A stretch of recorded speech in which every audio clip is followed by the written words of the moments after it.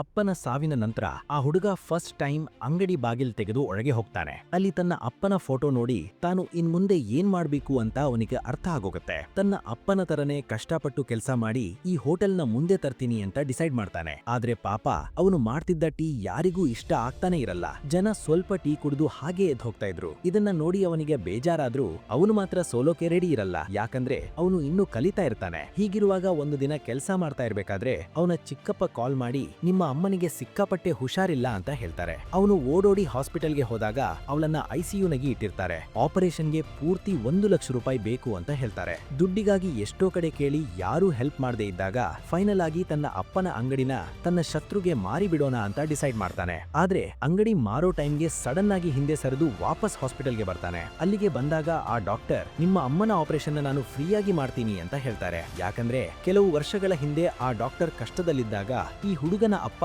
ಆ ಡಾಕ್ಟರ್ಗೆ ದುಡ್ಡು ಕೊಟ್ಟು ಹೆಲ್ಪ್ ಮಾಡಿರ್ತಾರೆ. ಅಪ್ಪ ಮಾಡಿದ ಆ ಒಳ್ಳೆ ಕೆಲಸ ನೆನ್ಸ್ಕೊಂಡು ಅವನು ಅಮ್ಮನ್ ಜೊತೆ ಸೇರಿ ತನ್ನ ಅಪ್ಪನ ತರಾನೇ ಒಂದು ಸೂಪರ್ ಆದ ಟೀ ಮಾಡ್ತಾನೆ. ಆ ಟೀ ಕುಡಿದ ಜನ ಸಿಕ್ಕಾಪಟ್ಟೆ ಖುಷಿಯಿಂದ ಅಲ್ಲಿಂದ ಹೋಗ್ತಾರೆ.